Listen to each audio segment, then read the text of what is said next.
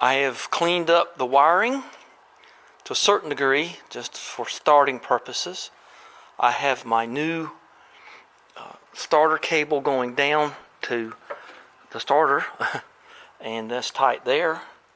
I have this tight. This is undone. It better stay undone or battery will go dead. I've been working just at different things.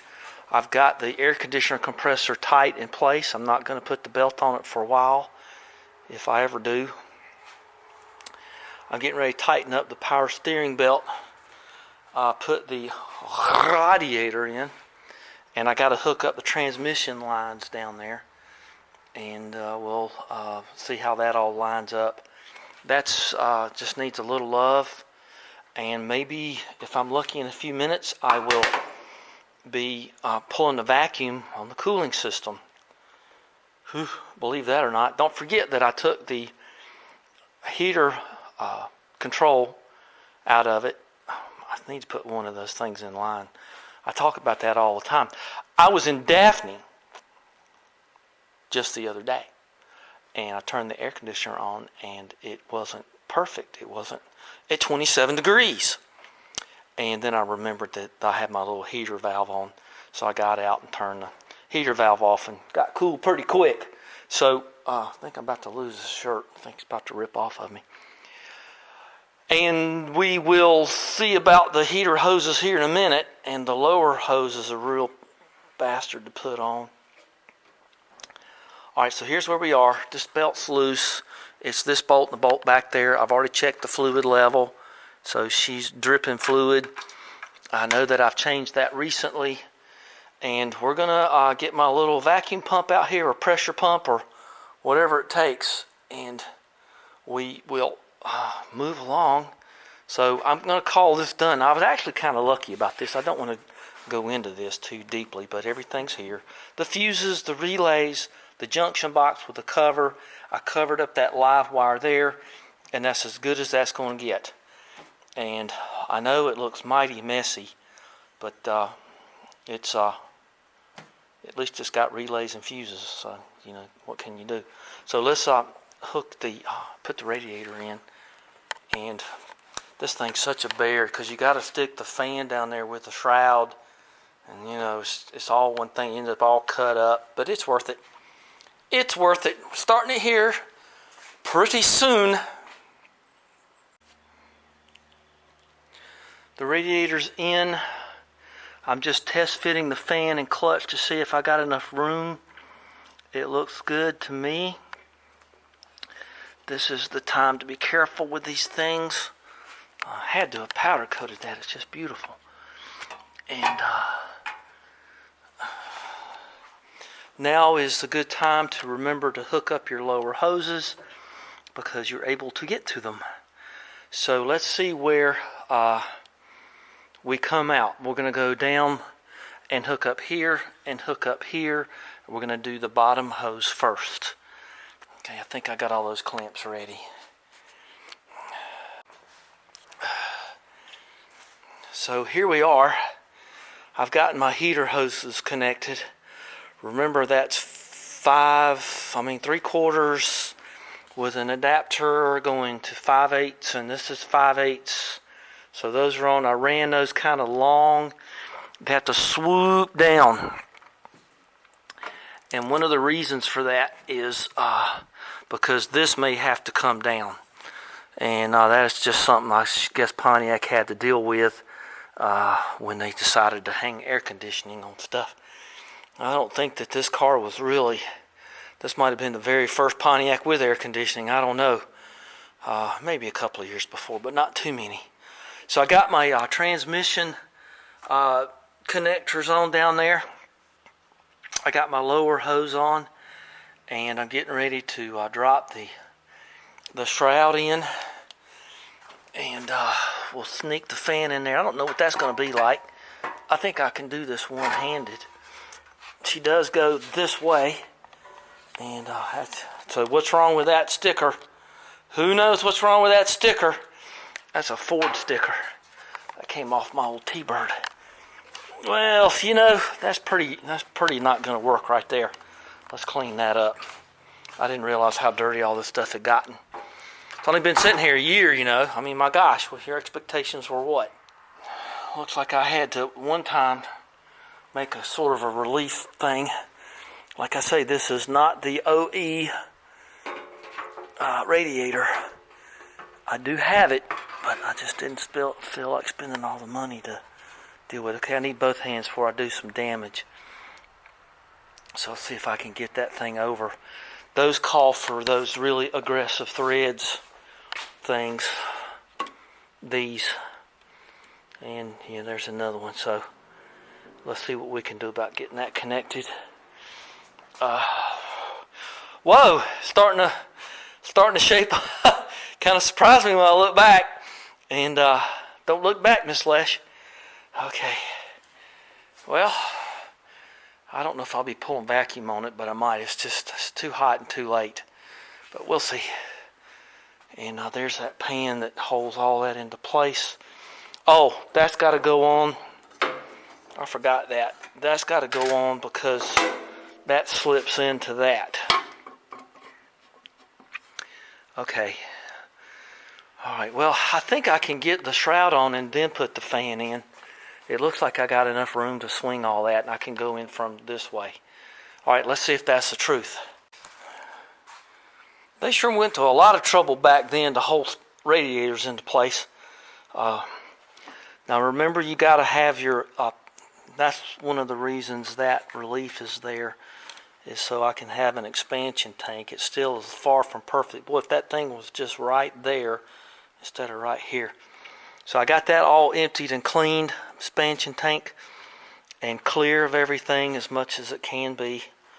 And I've got my fan wires going there. Might want to test fire on that before we get too much. Boy, my ears just popped out. Wow.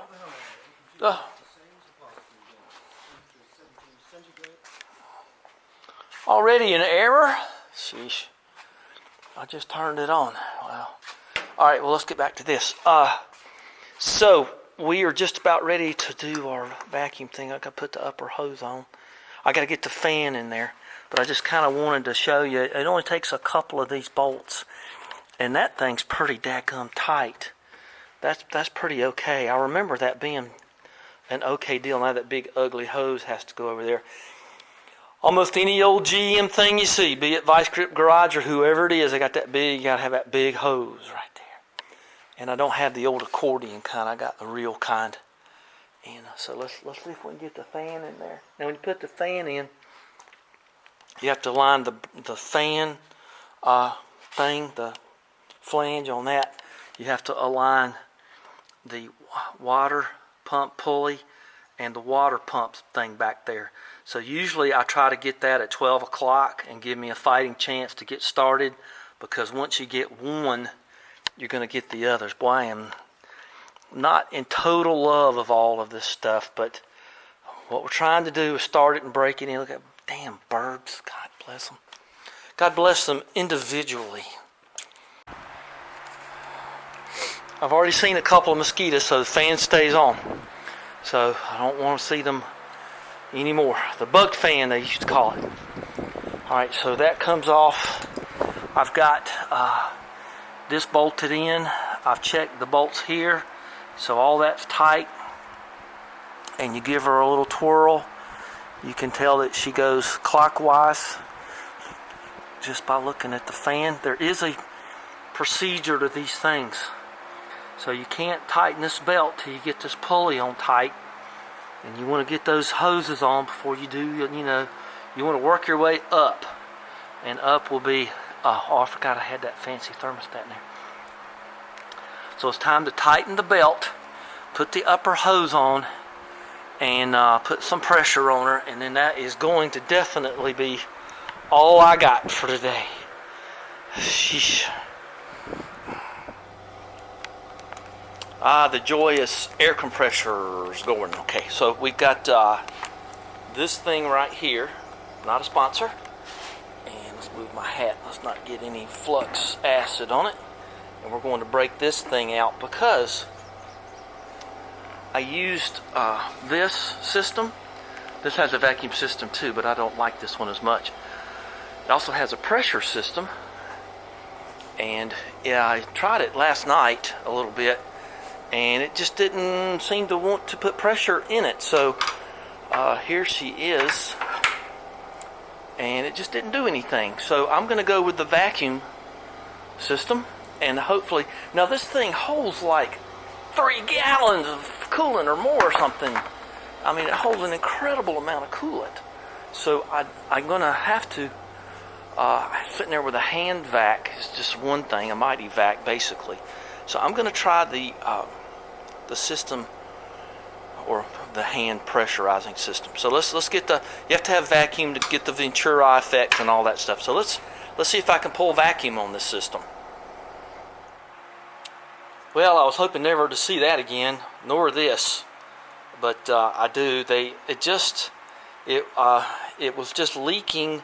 It just wasn't sealing across the bottom of the water pump, and part of it is the fault of this pan, which I have been fitting and grinding on. It just protrudes a little too much, and it just caused a problem. And I'm not going to depend on silicone to save me here. Luckily, I got some extra gaskets, and so it just doesn't fit. And I've been on the grinder for a good little bit, and I'll have to get that off. I don't know what that's a little super glue or something. So I've been cutting and grinding, trying to get this to set up inside the housing and get it flat. So that's what I've been doing. So it's going to put me back a couple of days, because I'm not going to. And it's pushing out right at my joint, right at my little pinky right here. You'll see that it's sort of protruding there a little bit more than I thought too. So I'm trying to get it to sit in there flush. So I do believe that the little bit of powder coat there was harming me too. I didn't really expect any of that. So let me just keep fitting this thing, and we'll see if I can get it to set in there and do the right thing, because right now it ain't. You know you're living in the right place when you get some homegrown tomatoes. This is some kind of special breed right here, and as we all know, the uglier the tomato, the better it tastes. So about time for an M&M sandwich. If you've never had one, you're really missing out. So you boil these for a minute or so, peel them, and then oh boy, you get some. I don't really eat white bread, but get out of here, bug. And then you slice these up thin, a little salt and pepper on every layer, M&M sandwiches, tomatoes, and mayonnaise. So I'm a Hellman's guy. I'm not a Duke's guy. So this is going to look good on my pizza tonight too. I'm going to peel a couple of these. Don't do them all at the same time. Just do the ones you can eat in a day or two. And then you got, when you have your V8 juice in the morning like I do, you can save the tomato juice and pour in there too. So real homemade maters. Oh, baby. I can't wait. And I really can't. Looking forward to that. I know I don't sound like a Southerner, but I am. So let's talk about this thing. Boy, I've been grinding on this thing for like 40 minutes. I have it adhered up here with a mystery fluid, and I'm kind of afraid to do this, but she will. See, she goes in and she goes flat. That is like razor sharp over there to get that flat. Now you can get these, they say, and they don't really rave about them. They don't rave on. It's a crazy feeling, but I just figured I'd try to get mine to work. So let's see. See, that goes flat now. Let's dry fit the thing, the water pump, and just sort of see. Wish I could put an LED light in there and see where the leaks are, but I'm going to have to just do that with silicone. I'm going to have to just fill that up. See, there's some chunks out of here, and I had filled them, but they have somewhat suffered. But I don't believe this to be an area that is going to give me real trouble. Now, the great thing about Evans is you don't have any pressure. So I'm probably going to, what am I going to go up to here? Oh, 7 pounds. And so, I don't know. Does that water wetter stuff work? I don't know. But we're going back. I know that water works. I know that water is the best thing. So let's see if, oh, and I didn't say this. I made a direct junction from here to here. I was a little afraid that the heater core was leaking. And I took those off and I pressurized those to 10 pounds. And it held fine. So there's nothing wrong with the heater core or its connections. And thank goodness, because I don't want to go down there on the floorboard again. So let's dry fit. Just stick with me, I guess. And we'll see if this works. When my day job is through, the only thing I can say, I say, yeah. Okay, let's just get a feel for it. Well, doggone. Yeah, I can feel a little. Yeah, I think that's going to work. I do love having those studs on each side. Those two right there and that one right there that go in here. That just really helps out. So let's get some silicone, and we're gonna make this thing. See, I had that one, and that's the ultra gray stuff. So I've already got some that's already kind of dressed with some. So I don't think it's going to take a whole lot more. But now I'm a little gun shy. I'm not going to need two. So anyway, let's remember that the only thing that was in there was this. This is the original one, and the one that I just put in there was not there at all for whatever reason. So, and it wasn't the original water pump, of course. So let's just take a look here one more time, and I think this is going to be okie dokie. I'm probably going to let it sit overnight before I put in. I might put like 3 or 4 pounds on it and see if it charges up. But not much. I don't want to blow out my silicone right when I put it in there, you know. So I might do that. We might see how that goes. John Denver wrote a song called Homegrown Tomatoes. Y'all might want to look that up. It's a pretty good song. Don't pick you a green one. Pick you a ripe one. Pretty funny. I don't remember the artist, but I do think John Denver wrote Homegrown Tomatoes, if I'm not mistaken. Great guy. Great guitarist. I looked him up. His name is Guy Clark. So if you want to look that song up, it's pretty funny. I listened to it too. This bolt right here was leaking like crazy. I wrapped it with yellow tape and some of my stuff I use for gas lines, and that stopped it. And then it was leaking around right there on the thermostat house. So what you want to do, you want to get this pressurizing baby and some of this soapy water, and you can find it. There's not too many places, and you pray that it's not anywhere around the intake manifold. But so that's one of the reasons I'm chasing all this down. I'm going to chase this down until I get every tiny, itty little leak.